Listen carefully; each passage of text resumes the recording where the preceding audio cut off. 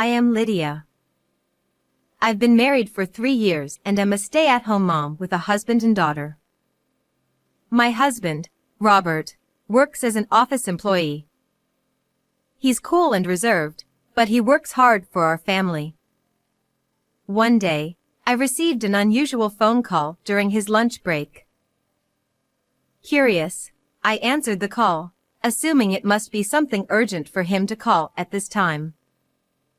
However, what Robert said was utterly unbelievable. To uncover the truth, I visited someone, and there I discovered an unexpected and shocking revelation. On an ordinary weekday afternoon, while reading and sipping coffee, I received a call from Robert.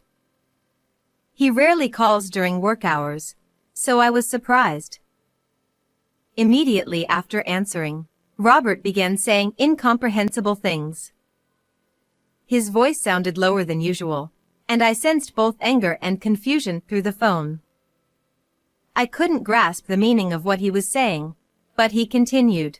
Hey, so it seems you're leaving our child to my mother every weekday. What's going on? I was taken aback by Robert's accusation. He quickly clarified that he wasn't blaming me but wanted me to listen. Apparently, my mother-in-law had called him earlier. Our apartment and her house are about an hour's drive apart, so we rarely meet. Aside from occasional family gatherings during the new year, we don't visit often. Plus, I don't have a driver's license, so I usually handle transportation, especially with our young daughter. Given this context, the idea of me going to my in-laws' place every day seemed absurd. According to my mother-in-law, I was leaving our child to her daily and going out to play. She claimed she had reached her limit and called Robert. When Robert heard this, he vehemently denied it. However, my mother-in-law had sent photos of her pushing the stroller with our baby girl or videos of her drinking milk. Robert was puzzled by these images. I also saw the forwarded photos, but something felt off. They all showed the child from behind or in profile, never showing her face clearly. None of these photos show her face directly, I pointed out. Robert quietly agreed, saying, "Yeah." Despite both of us defending our positions to my mother-in-law, the conflicting accounts left us frustrated and at a loss. I reassured him, saying, "I've never left our child at my in-laws, and she's right here with me." Robert apologized, realizing he had jumped to conclusions. After that, he fell silent. Robert must have been contemplating various thoughts, but I couldn't help wondering why my mother-in-law suddenly made such an accusation. Robert, being a kind and family-oriented person, probably didn't want to believe that his own mother was lying. However, he couldn't strongly blame me without any certainty, which might explain his half-hearted approach. "Robert, let's go to your mother's place and find out," I suggested. Robert agreed with a simple understood and hung up. Over the weekend, we headed to my in-laws' house after a long time. Although I was a bit worried about our 9-month-old daughter being in the car for an hour, she didn't fuss at all, and we arrived safely.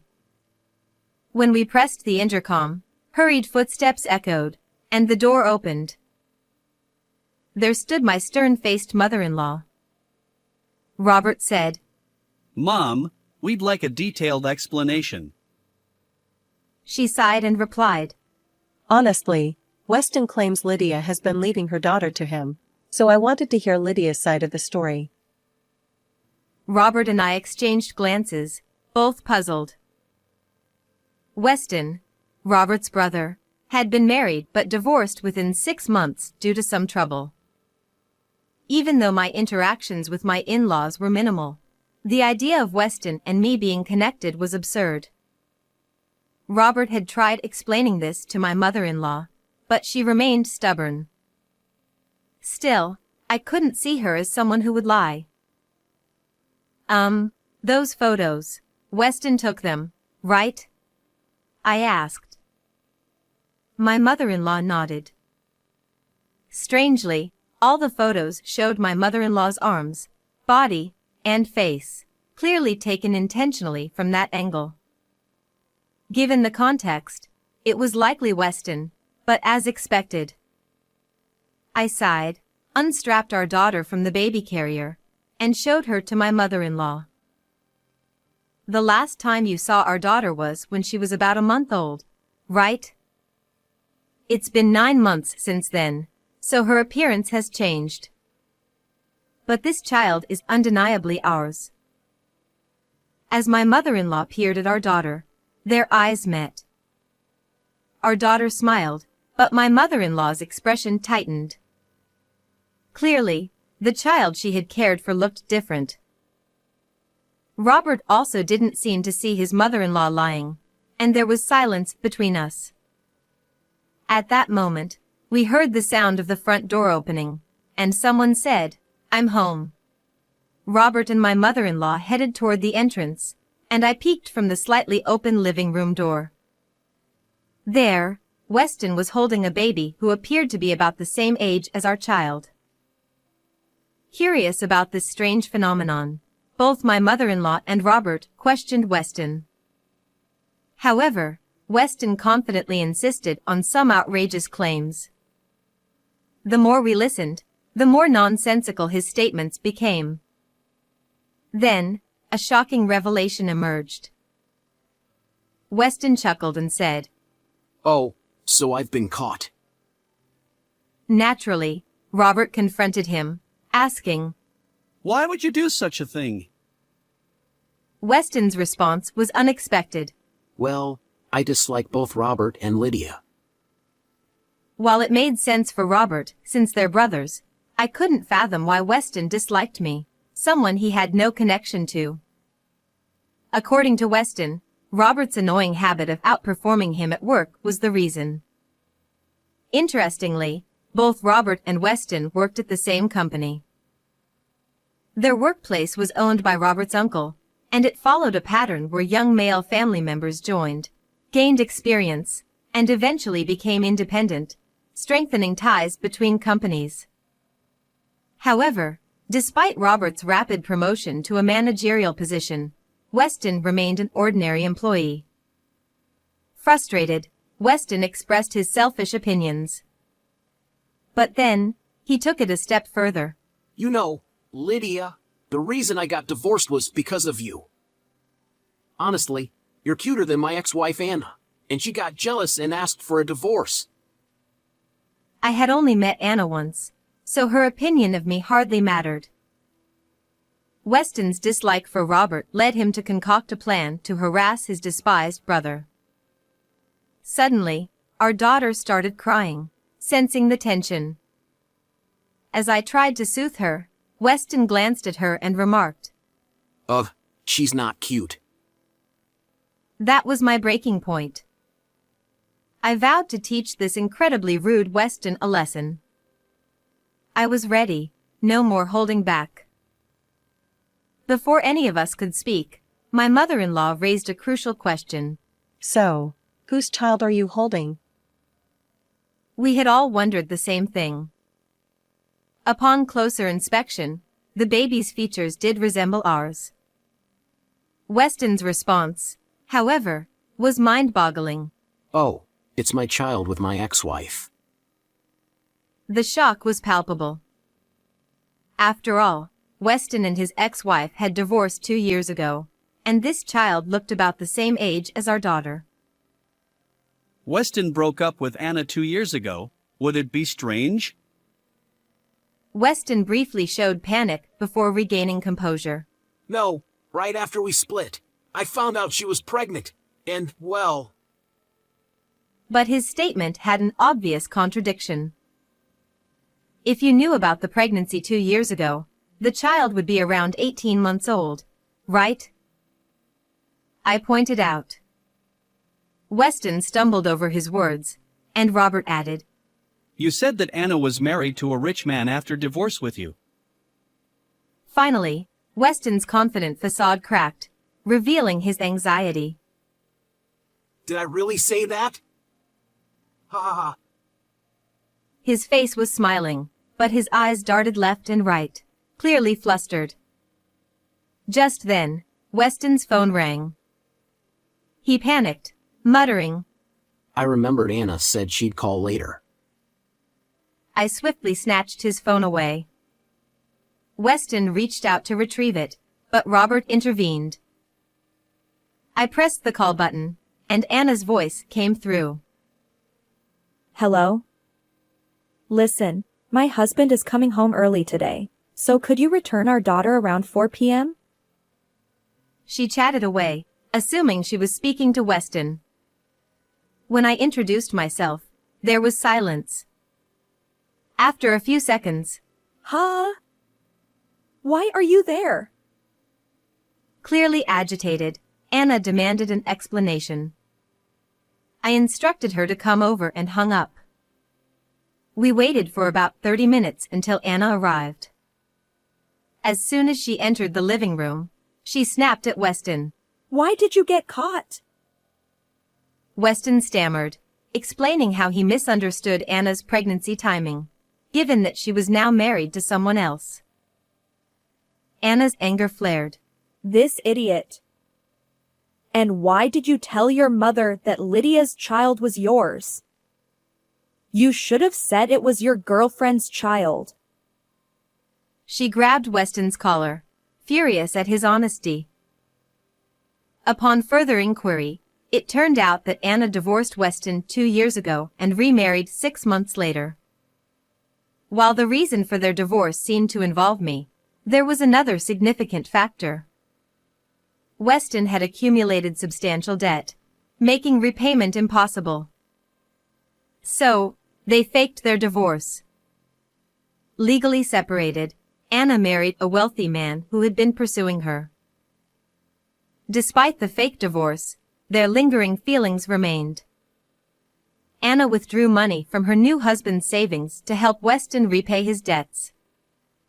Even after the divorce, they met frequently, and during one of those encounters, Anna became pregnant with their current child. Well, it's not entirely implausible, right? But were you planning to remarry after paying off the debt? I asked incredulously. Weston and Anna fell silent. My mother-in-law couldn't hold back. Your actions are outright infidelity. Pay proper compensation to Anna's current husband and decide your future. And why did you push your child onto me, claiming it was Lydia's? Weston's feeble excuse, about finding parenting difficult and wanting to hang out with friends, elicited collective sighs. Suddenly, Robert interjected. So what about you and your current girlfriend? Anna hesitated, saying, Well, that's just another excuse. but I noticed Weston's pained expression. Anna, judging by Weston's reaction, it seems like he's telling the truth, I remarked. Weston snapped back, denying everything, but Anna's face tightened. Unable to bear everyone's scrutiny, Weston tearfully confessed. Actually, I'm dating someone I met on a dating app.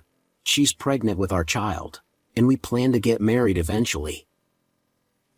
At that moment, Anna's eyes widened, and she grabbed Weston's collar. What? After I helped you repay your debt and even raised your child, you're impregnating another woman and planning to marry her. The sound of a recording ending interrupted the tension. All eyes turned to Robert. I've recorded everything just now. I'll report Weston's actions to our uncle. As soon as Robert spoke, Weston turned even paler. Weston stammered. Wait! That's a problem. If our uncle finds out about this, I'll be fired. But Robert had already sent it to their uncle, leaving Weston in despair, collapsing to his knees. Anna's actions aren't blameless either, So let's not solely blame Weston, I suggested, redirecting Anna's anger toward me. Anna, now crimson with rage, pushed me and exclaimed, Aren't you entirely at fault? Being cuter than me is your biggest sin. Her words made little sense. Nursing my scraped knee from the push, I continued, this recent incident could be considered assault, right? My brother is a lawyer, so I'll report this to him. Excuse me for now. Anna, alarmed by the mention of a lawyer, frantically apologized. While my mother-in-law intervened to calm them down, we quickly got into the car and left the family home. Later, Robert's uncle, after watching the video, was furious and promptly fired Weston. It's a downside of running a family business. Such matters can be resolved swiftly. Additionally, my mother-in-law was livid that her son had disrupted another family and immediately contacted Anna's husband. Naturally, he was furious and divorced Anna. As for the child, Weston's child is considered Anna's husband's. He spent a significant sum hiring a top-notch lawyer, gained custody, and moved far away. Anna was saddled with substantial debt due to divorce settlements and the money previously used for Weston's debt repayment. Understandably, Weston's girlfriend chose the path of a single mother and severed ties with him.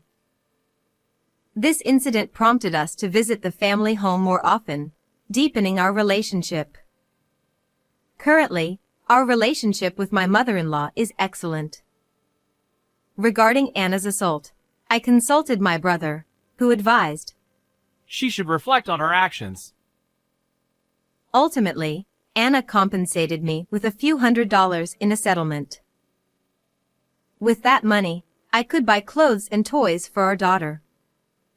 Our worries have dissipated, and we feel refreshed. Moving forward, I hope to build a happy family with Robert, our daughter, and the son in my tummy. How was this story? Please subscribe to the channel. See you in the next video.